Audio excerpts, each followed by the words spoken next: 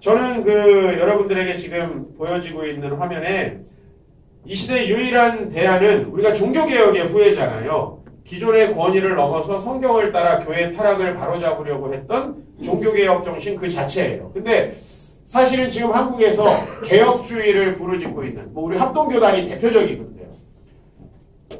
개혁주의를 부르짖고 있는 사람들은 사실 저는 종교개혁 정신과 대단히 멀다고 생각을 합니다. 왜냐하면 개혁주의라는 게 500년 전의 문제를 바로잡은 신앙의 흐름입니다. 지금의 문제를 바로잡은 게 아니고요. 그래서 우리가 종교개혁에서 배울 수 있는 건 그들이 그때 당시에 그 문제를 어떤 방식으로 바꾸려고 했는가 하는 그것 자체잖아요. 제가 2010년에 밴쿠버 캐나다 밴쿠버에 이제 유스코스타 강사로 가게 됐습니다. 근데 사실 제 목적은 조금 다른 데 있었어요.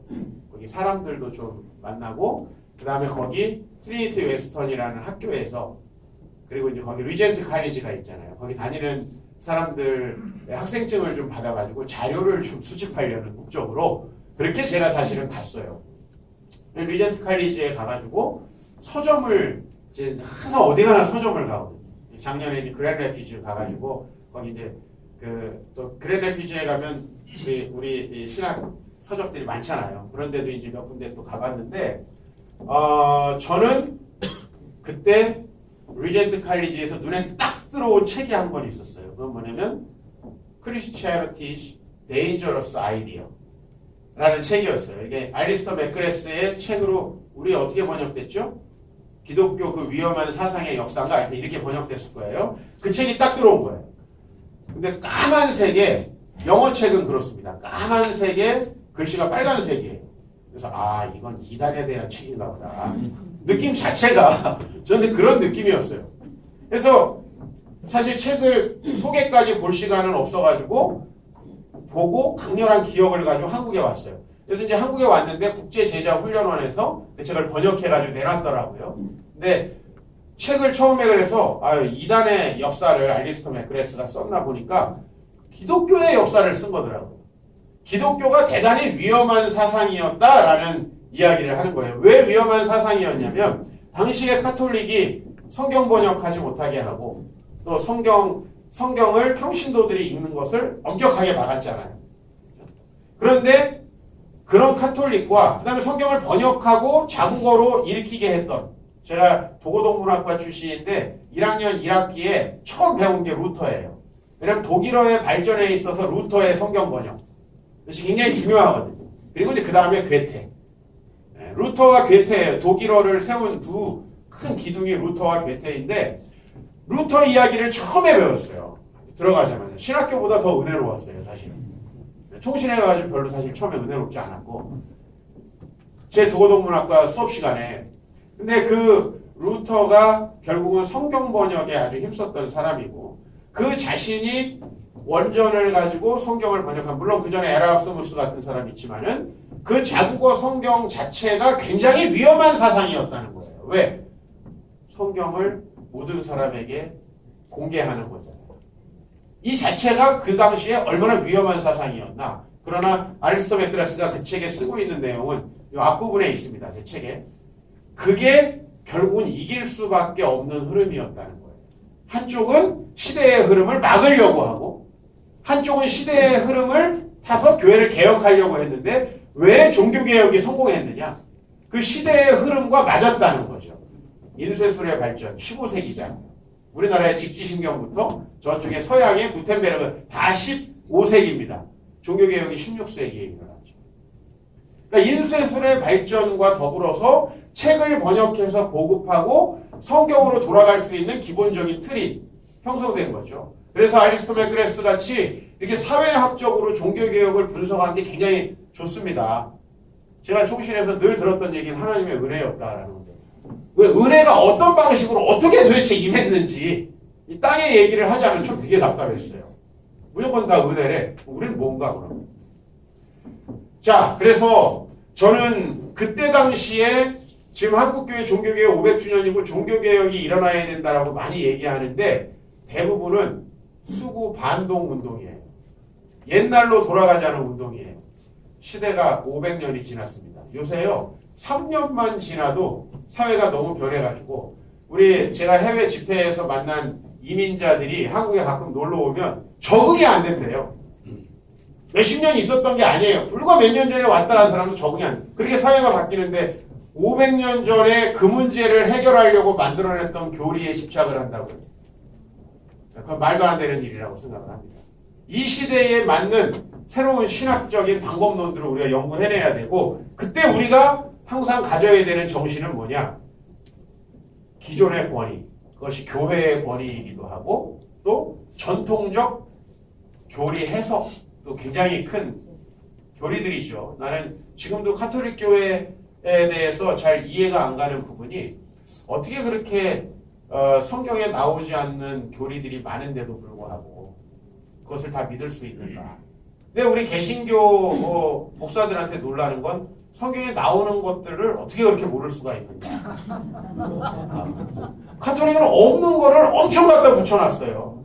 한 두세 주 전에가 마리아 승천 기념주일이었어요. 어디 나옵니까 도대체?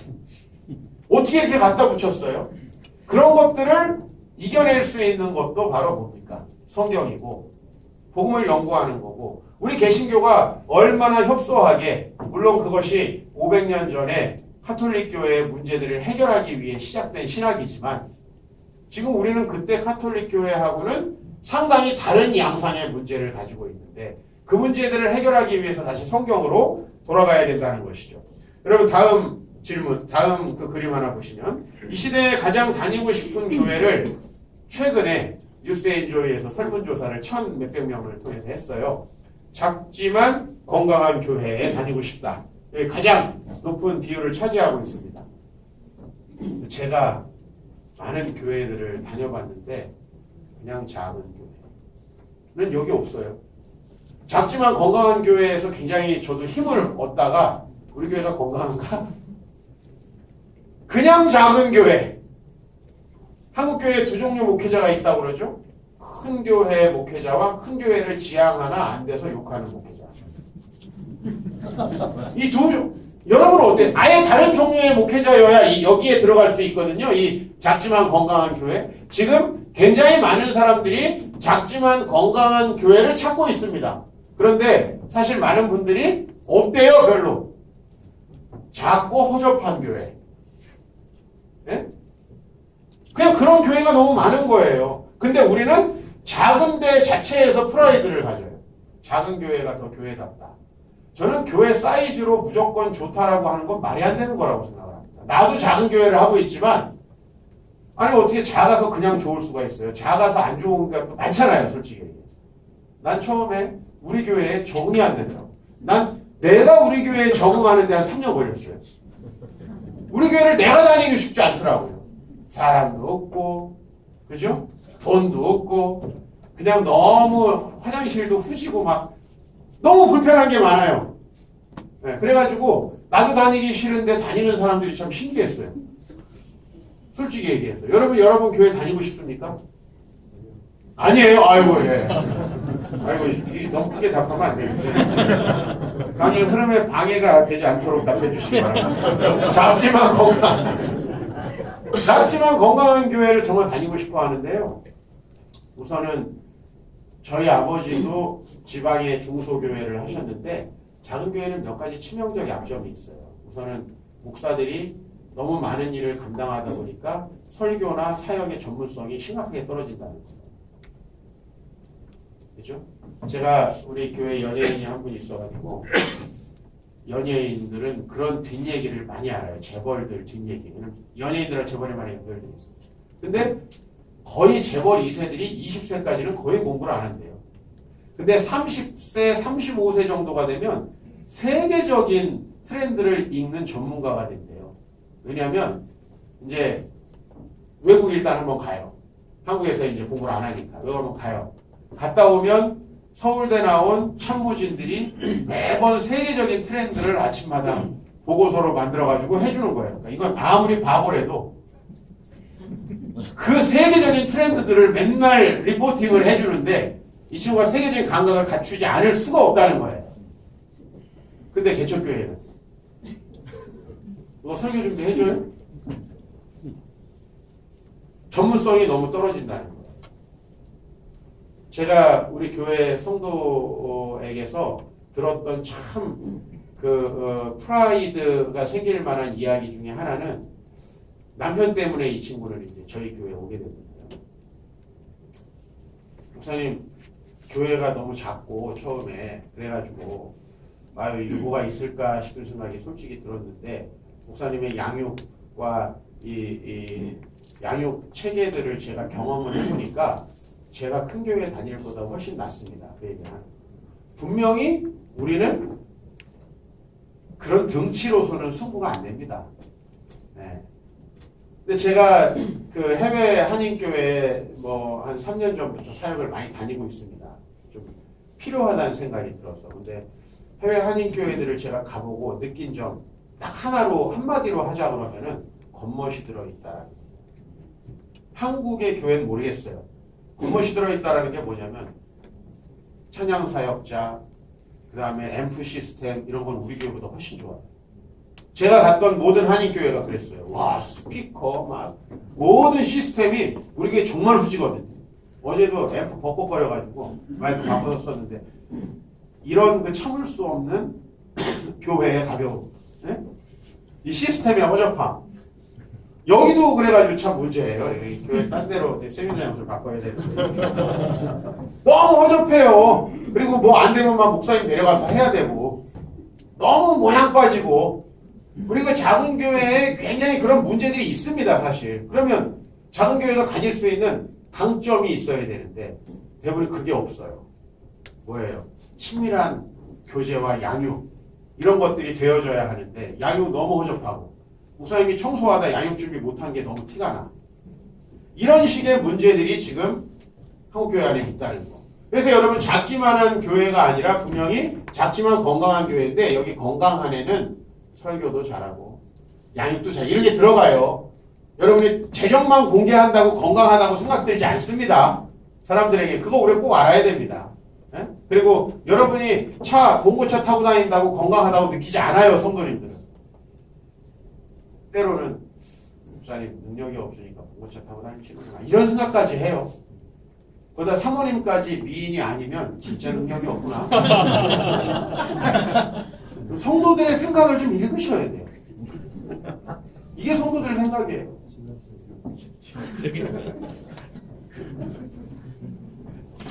자, 그래서 저는 킹덤 처치 아까 보여드렸던 그림 기억나십니까? 하나님이 언약을 체결하는데 구약에 여러분 언약이 300번 정도 나옵니다.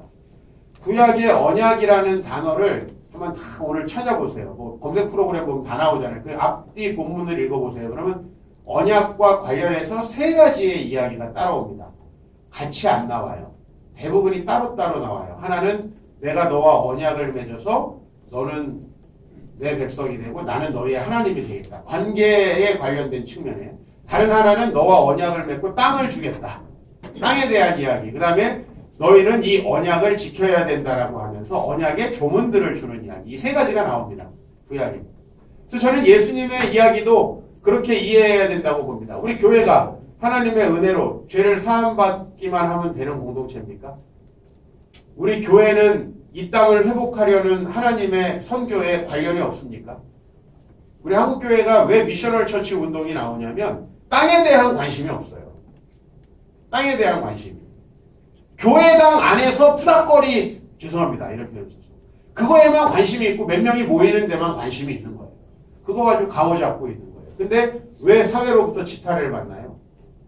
이 땅에 관심이 없는 거예요. 이 땅의 정의의 문제에 관심이 없는 거예요. 사실은 구약에 하나님은 어떤 방식으로 우리에게 구원을 주시냐면 가나안 땅을 주셔서 이 땅을 바꿔보라는 겁니다. 근데 그 바꾸는 방식이 뭐죠? 경제정의, 토지정의, 막스 운동 이런 거 아니죠. 하나님이 다스리시는 하나님의 말씀과 그분의 통치에 따라서 살아감으로써 그것이 물론 그 당시에는 율법이라는 것으로 구현됐습니다. 그래서 동일한 원리로 제가 교회를 3가지로 정리하면 여러분의 108페이지를 한번 펴보십시오. 킹덤 처치의 108페이지. 보수적이지 않은 교회, 주로 하나님 나라 신학을 가지고 있다, 좀 진보적인 교회 운동을 하는 분들이 제일 강구하는 교회론이 첫 번째, 킹덤 처치가 하나님 나라 공동체이고 그 하나님 나라 공동체는 하나님의 백성들을 불러 모으는 도구여야 한다는 사실. 여러분, 우리 기존 교회 문제가 뭔가요? 전도만 시켜서 천국 보내면 된다라는 게 문제지 전도하는 자체가 문제가 아니에요. 전도는 최근에 개념이 바뀌고 있습니다. 사람을 기독교에 입문시키는 맥가브란식의 이 전도의 정의는 이제 현대사회에 먹히지 않습니다. 현대사회의 정의, 이 전도의 정의는 어떤 사람을 복음화하는 겁니다. 그렇게 보면 먼저 복음화돼야 되는 대상은 저희입니다. 저희가 복음화가 안 돼 있는 겁니다. 그러니까 크게 가지고 열등감을 느끼거나 자랑하는 겁니다. 황소개구리 우화에서 전혀 벗어나지 못한 우리 목사들의 모습입니다. 우리가 복음화돼야 됩니다. 복음화된다는 건 교회의 시스템에 적응해서 성가대에 들어갔다는 얘기가 아니잖아요. 하나님 나라 백성의 정체성을 가지고 살아간다라는 의미가 있습니다. 그래서 항상 우리가 대위임령을 둘로 구분할 때 저는 이렇게 성경 한 구절을 가지고 설명하는 걸 싫어해요. 그러나 우리가 세례를 주고 가르쳐 지키게 하는 것까지가 복음화예요. 그랬을 때 먼저 우리의 설교는 어떻게 우리의 신앙 공동체가 하나님 백성의 정체성을 가지고 이 세상의 현실 속에서 살아갈 수 있을 것인가를 도와줘야 합니다. 그래서 킹덤 처치는 하나님 나라 공동체고 하나님 나라 백성을 불러 모으는 공동체, 그들을 하나님 나라 백성의 정체성으로 살아가게 하는 공동체여야 한다는 것입니다. 두 번째, 여러분 109페이지에 있나요? 네, 킹덤 처치는 같이 읽어보겠습니다. 시작. 킹덤 처치는 창조 세계를 회복하는 복의 통로다. 여러분, 항상 구약에서 구약 전체 내러티브에서 우리는 예수 사건을 해석해야 되는데요. 구약에서의 하나님의 언약은 항상 창조 세계를 목적으로 하고 있습니다. 구약의 어떤 본문도 창조 세계와 가나안 땅을 벗어나서 다른 얘기를 하고 있지 않습니다. 이 땅의 얘기를 전혀 하지 않고 갑자기 내세의 이야기를 합니다. 두 가지 원인이 있죠. 하나는 우리가 마태복음이 제 앞에 있다는 거예요. 마태복음만이 어떤 용어를 사용하죠? 천국이라는 용어를 사용합니다. 즉 하늘나라라는 용어를 사용하는데, 두 번째는 번역상의 문제예요. 우리가 중국어 성경을 번역해서 사용하다 보니까 마태라는 이름 자체도 한문을 음력한 거고요. 한문을 음력한 그 이름 자체도 마태에 쓰이는 천국이라는 단어는 절대 그렇게 번역하면 안 되는 단어였죠. 그냥 하늘나라라고 이렇게 번역을 하든지 아니면 하늘의 나라라고 번역을 해야 뒤에 있는 하나님의 나라하고 이게 궤를 같이 하는데, 여러분 우리나라 사람들은 천국 하면은 뭘 생각합니까? 바로 옥황상제가 생각나요. 이건 여러분이 극복해야 되는 문화적 장벽이에요. 우리나라 사람들 천국 생각할 때 주님이 임하셔서 이 땅을 다스리시고 회복하시는 하나님의 나라, 이 개념 자체가 우리 한국인에게 없어요. 그러니까 성경에 수백 수천 군데 이 얘기가 나오는데 목사님들이 그 얘기를 설교 안 하시는 거예요. 제가 삼본에 있는 한 교회에서 목사님들 모시고 한 3년 전쯤에 이거 성경의 하나님 나라 개념에 대해서 강의를 했어요. 그래서 제가 복음서에 나오는 하나님 나라가 얼마나 현세적인 의미를 갖는지에 대해서 본문을 좀 보여드렸어요. 한 목사님이 손 들고 질문을 해요. 목사님 보니까 모든 본문이 거의, 그러니까 복음서에서는요 딱 두 본문 정도 빼놓고는 모든 천국 개념이 내세적인 게 아니라 현세적으로 나와요. 근데 왜 우리는 이거를 모르고 있었을까요? 이렇게 질문하더라고요. 개념이 없으니까요. 개념이 없으니까요.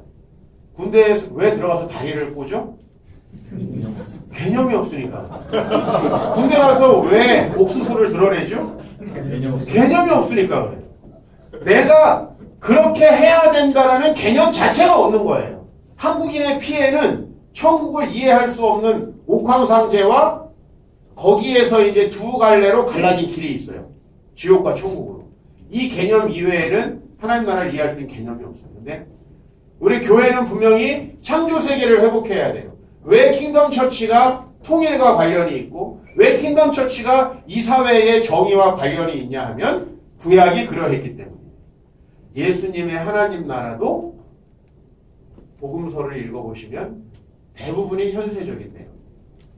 대부분 현세적인데 천국은 마치 밭에 감추인 보화와 같다는 내용이 이 땅에서 열심히 교회에 다니고 십자가 은혜를 믿으면 죽어서 천국 간다는 내용인가요? 아니에요. 하나님 나라의 가치를 이 땅에서 알게 된 사람은 자기 인생을 투자해서 그 나라를 위해 산다라는 얘기예요. 근데 우리는 이 주옥 같은 엄청난 본문들을 거의 설교하지 않습니다. 그리고 심지어는 이런 생각까지 드는 거예요. 그런 내용을 설교하면 나는 펠라기 아닌가? 라는 생각까지 드는 거예요. 1600년 전 이야기예요. 여러분, 우리가 그런 패러다임과 도식으로 여전히 튤립 축제를 하고 있어요. 한국에서. 죽은 뭐 만진다고 정말 웃기는 얘기라고 생각을 합니다. 킹덤 처치는 창조 세계를 회복해야 돼요. 죽은 다음에 갈지 못 갈지를 감별하는 그런 감별사가 되지 마십시오. 옛날에 여러분 그 학교 앞에서 병아리 사잖아요. 병아리를 사면 그 병아리는 성이 다 똑같아요.